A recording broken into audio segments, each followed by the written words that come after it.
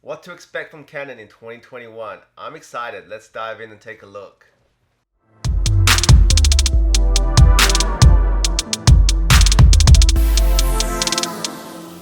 Hey, welcome back guys. So it feels like yesterday that Canon has just announced the R5 and R6. They've had this kind of roller coaster of a ride for the last month. So they've had, overheating issues, supply chain issues, and people that have pre-ordered are still kind of waiting for the cameras. Canon, you need to get your act together. But with all that said, Canon has some really cool and amazing stuff on paper, rumors that are coming out next year in 2021. Let's dive in, take a look, and see if anything interests me and interests you. Let's do it. So the first rumor that I want to dive into is the EOS R1, right? This is going to be a replacement to the EOS 1DX, which is their kind of professional line, right? So let's take a look at this camera, right?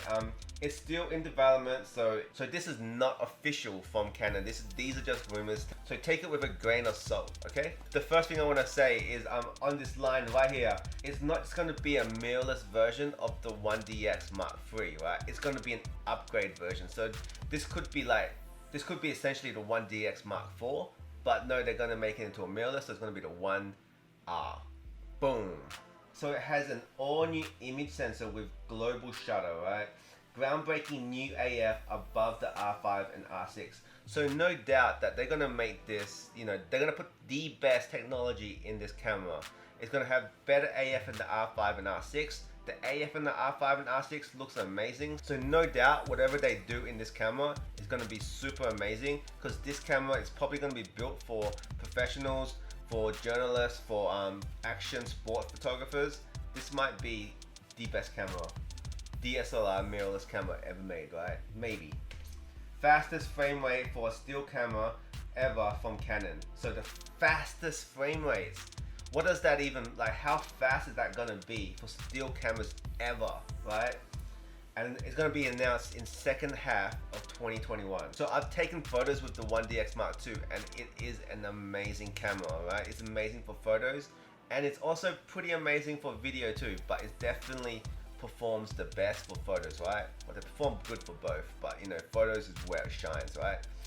And if this camera is better than the 1DX Mark II, man, it's gonna be a killer. Let's move on to the next one, guys. This has been officially announced, right? This is the Canon PowerShot Zoom. If you have not seen this, I'll put a link to some of the videos that I've seen online.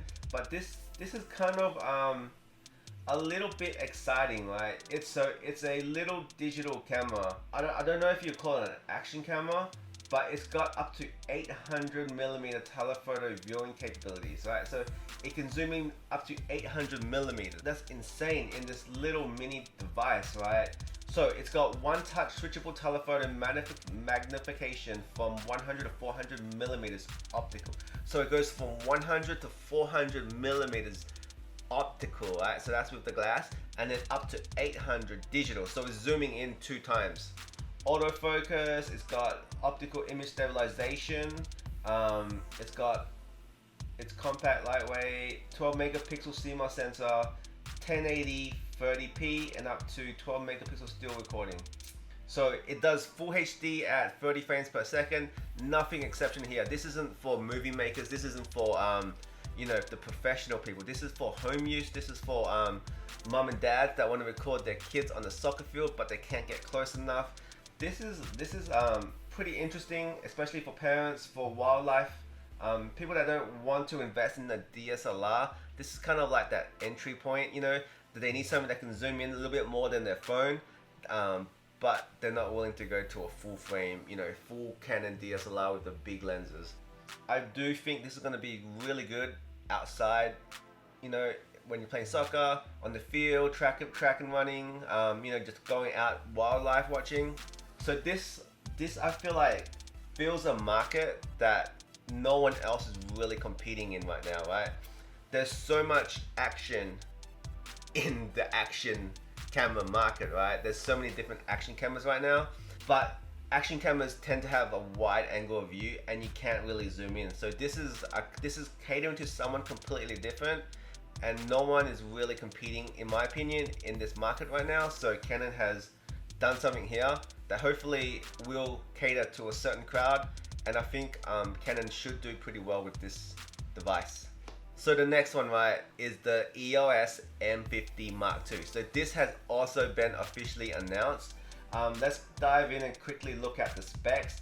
At only $599 for the body, I think that's a steal. You can get the basic lens for $699, and then it also comes in black and white. Let's look at some of these new features, right? Improved autofocus, including eye autofocus for stills and video. Vertical video shooting support, so you know, for your Instagram lives and stuff like that. Available touchscreen LCD with newly added tap video record button and movie self timer for better vlogging experience. High quality webcam capability when used with a compatible device. When used with a compatible device with the free EOS webcam utility software or clean HDMI output. So this, in my opinion, is important, and I will touch base on this again in a bit. Wireless YouTube live streaming capability, the ability to tap the screen to autofocus on a subject while looking through the EVF, helping to control who the main focus of the image is. So if you're interested in this camera, right, I'm going to put a link to a video just showing some of the reviews and specs on this. This does look like a super interesting camera. I think for this camera, they're targeting a specific people, right? I feel like this is going to be more targeted to the YouTubers, right? To people like, you know, people that want to make videos on the fly, on the quick, super lightweight. It's super cheap too, at $699 for the body only. It's a pretty good way to get into making videos, right? Pretty good. It's going to give you some control. It's got 4K 24 and HD 120, man. It's got HD 120. This was, I think it's $1,800 now. EOS R doesn't even have HD 120. So this does something that my, you know, almost $1,800 camera doesn't do at a price point at $599. So this camera actually looks super interesting to me. I've been playing a lot with HDMI outputs and getting a clean HDMI output for live streaming, and a lot of Canon cameras don't have that. A lot of the newer cameras that Canon have been putting out recently have, but a lot of the older cameras, I think the 80D doesn't have a clean HDMI output, right? The 90D, I believe so. The EOS R, the R5 and R6 do as well, but at $599, this might be one of the cheapest cameras Canon has put out that has a clean HDMI output. So for anyone that wants to do live streaming through a HDMI cable, this is going to be a winner in my opinion. But with this, it does have an EOS M mount. I don't have any EOS M lenses. I'm in the process of switching for all my EF glasses to RF glasses, and at the time of making this video, I don't think Canon has a RF to EOS M adapter, right? So I don't know if I'm going to be jumping on this camera yet, but it is super interesting.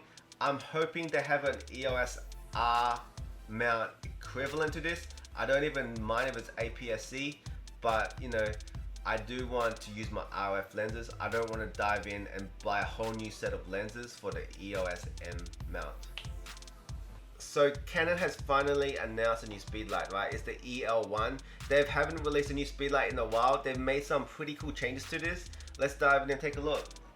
So one of the biggest changes in this speedlight is the battery pack, right? So in the previous one, they had 4 AA batteries. So in this one, they're using the same batteries in your Canon cameras, right? So the R5, R6, the Canon EOS R, 5D Mark IV, 80D, 70Ds, 70s. So many of these batteries that you have, you're gonna be able to use in the speedlight. I feel like that's a big upgrade in itself.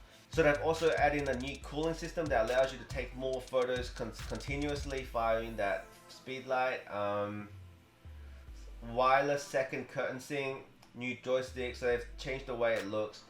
But one of the biggest changes is they added a new ring to the side. You see that new ring? You know what that means, right? It means it's for professionals, which is probably why it's $1099. And when we compare it to the previous model, which is the 600EX, man, it's at $499. So you can get two of these, the previous models, the 600s, for one of this new model, right? For me personally, if I don't have any speedlights and I need a speedlight, I would probably go to 600s just so I can get two of them, and I feel like two speedlights are better than just having one. So the next one I want to touch base on is Canon announces two new 250 megapixels APS-H image sensors. So this is exciting. I would put a link to this video in the description below, so definitely keep an eye out for that. But I'm not gonna dive into this one. So just know that they're working on some super high megapixel sensors, and I don't know if it's ever gonna come out and actually be in a camera for our use, you know, for our personal use. But it is super interesting that they are working on some, you know, super high megapixel cameras. So Canon has also released recently the C70, which is probably it's super targeted for video makers. But they also are working on another camera, which is the C50, right? The C50, in my opinion, looks like a cheaper, maybe a little bit less spec version of the C70. It doesn't have IBIS. It does use the RF mount, internal ND 10 stop, C-Log 2 and 3, SD up to 4K 60 and 1080 120. So that's pretty standard these days, right? There's no RAW, and they're also using the LPE6s, which is pretty cool.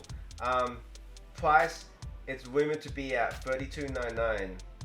I mean, when you look at this, if you're a video maker and you don't have the money for a C70, this will probably be a really good option in my opinion, and something that might interest some of the more serious videographers out there. Okay, so the next section we're going to dedicate to lenses. Lenses is, you know, one of my favorite things to look at. So I'm super excited to see what Canon comes out with next year.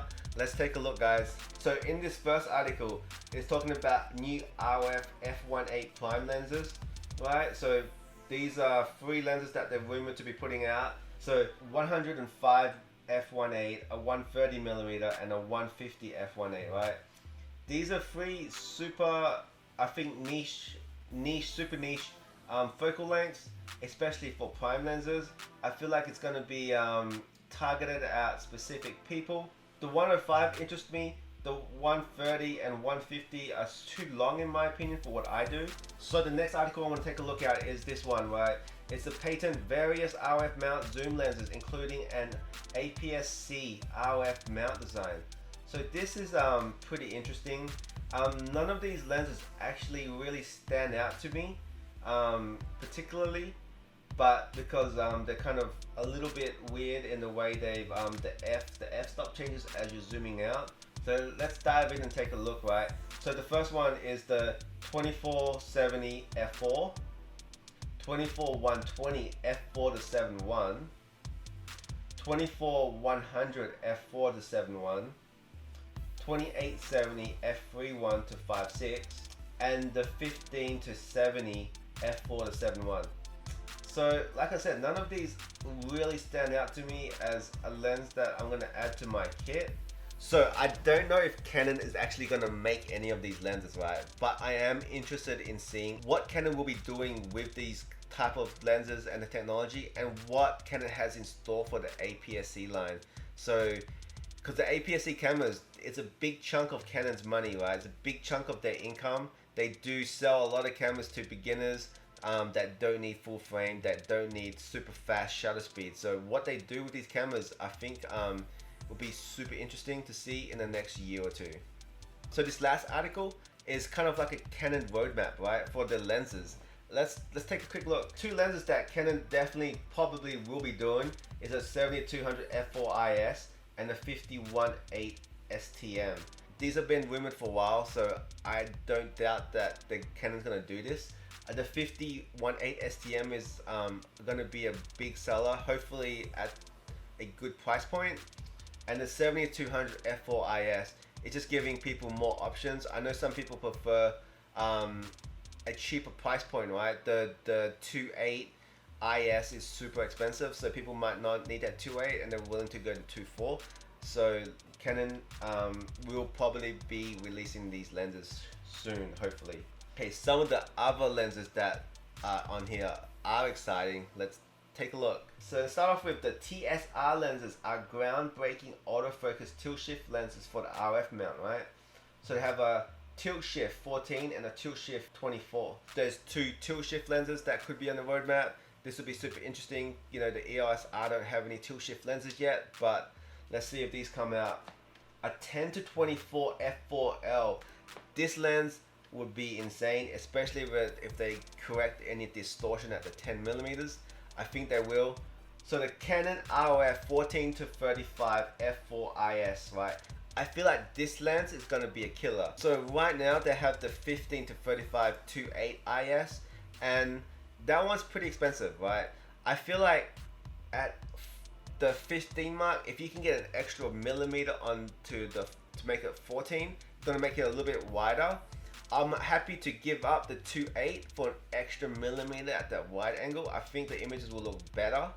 And when you're shooting super wide, everything's in focus anyway. So unless you're vlogging and you want that background blur, if you're a landscape photographer, I feel like that extra millimeter is way more important than 2.8, right? So you're gonna go to f4 rather than 2.8, and for a lot of people, that's gonna be, in my opinion, a winner. Okay, next, 24-18 IS STM macro. So they've been releasing a bunch of these IS STM macro lenses. 24 is an odd one for macro. It's gonna be super wide, but let's see what happens. A 35 f1.2L, boom. A Canon 100 2.8 macro IS, boom. So I've talked about the Canon 100mm in the past, and it's one of my favorite lenses. I use it all the time. Great, amazing detail. If they make an RF version of this lens, I feel like it's gonna be a killer. 135mm f1.4, that's, you know, just replacing the EF lenses. A 100 to 400 f5.6 to 7.1 IS USM. So this is probably more of an entry level non-L version of the L version, probably aimed more at wildlife photographers and but people that, you know, do it as a hobby rather than a profession, right? A 400 f2.8L, a 500 f4L IS, a 600 f4 IS, 800 5.6 IS, and a 1200 f8 IS. So these super zoom lenses, right? These super zoom lenses are gonna, I feel like it's gonna come out with the R1. Quite a few of these lenses are gonna be targeted for the sport photographers, you know, and they're gonna be super pricey. Let's get real here. These super zoom lenses are gonna be super pricey, but they're for specific people, right? They're not for everyone. But I feel like Canon has to do it to show photographers, to show the professionals out there that they're serious about the RF mount, and the sport guys are gonna love it, right?